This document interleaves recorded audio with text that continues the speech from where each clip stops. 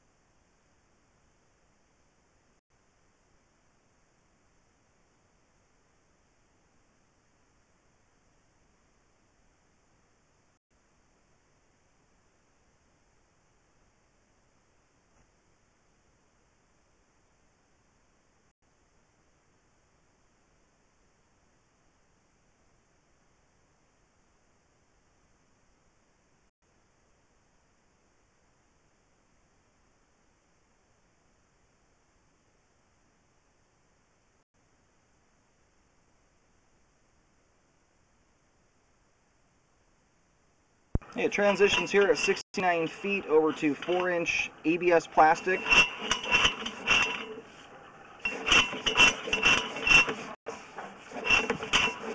And then transitions here to clay pipe at 75 feet.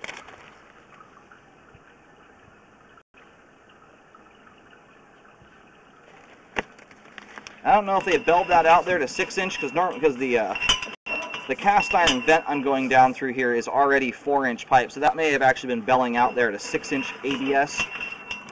Because most clay pipe is 6-inch, not 4-inch, the vast majority anyway. So that does appear it's actually going to 6-inch ABS there, and then transitioning to clay here. And it appears we do have a small root intrusion through the joint. It's on the left side of the screen there. You can see some small strands going down the line. I'll get that located at the end. See where that's at. In Multnomah County, once you hit the street curb, the city takes responsibility. So a portion of this may not be the homeowners at all. And there at 90 feet, we've reached the main. I'm going to reel back here to the transition to terracotta and just see where that's at. Most likely, it starts somewhere near the street.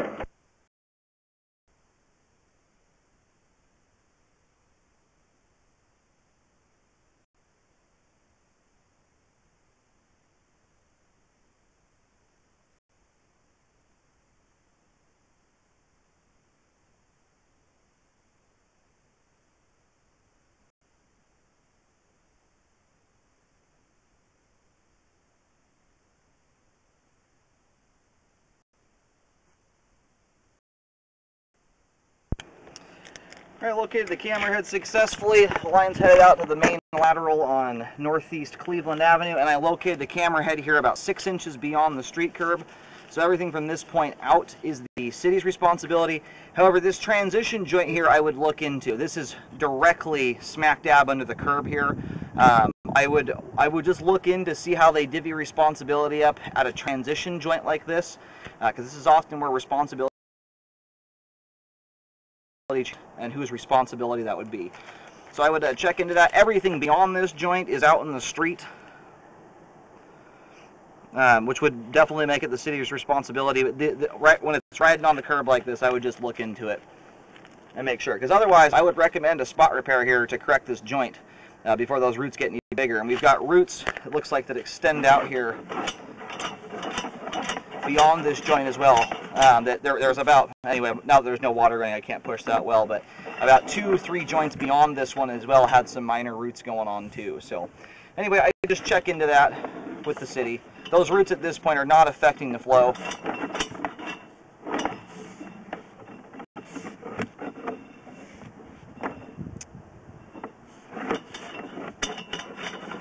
There do not appear to be any roots coming through here at this transition.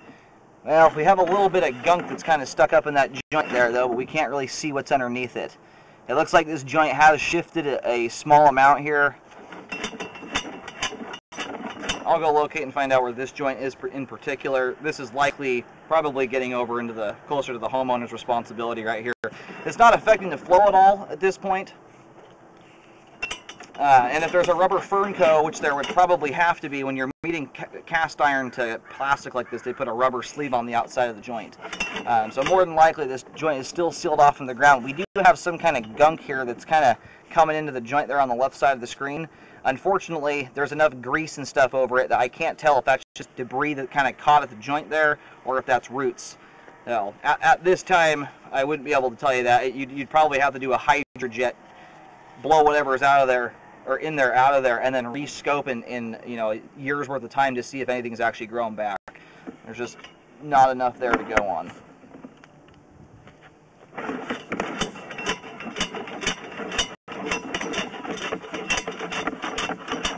But considering that the transition right here, this was directly underneath the curb, that would put this joint here right in the grass curb strip area. Again, this time there's nothing being affected there by that, and there's just not enough to go on to tell whether there's roots coming through there or not at this time.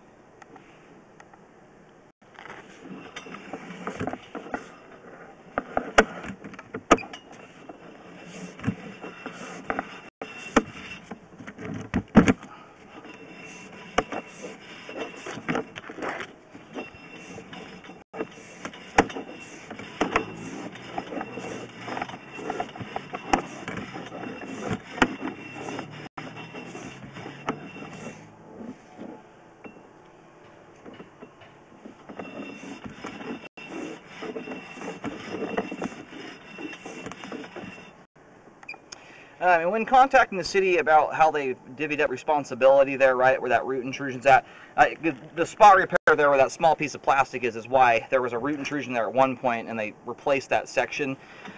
If they have any plans to do a liner or trenchless repair on this thing in the future, we just talked to them about whether they could do a liner and just go one joint further and get that one taken care of as well. Because it's that section of plastic there, it's hard to tell if it's shifted at all, if there's roots pushing on it. I have a feeling that there is. I'm just concerned in the future there you might actually get a root intrusion coming through there if it's working at that joint hard enough. So anyway, at this time we do have good flow all the way out to the street. Aside from that one joint, there's two joints, both at the ABS section of pipe. One of them definitely has a root intrusion, one of them is questionable. How they're looking at that as far as responsibility goes. The confirmed root intrusion is it's right where the curb meets the street, so that would be in city territory.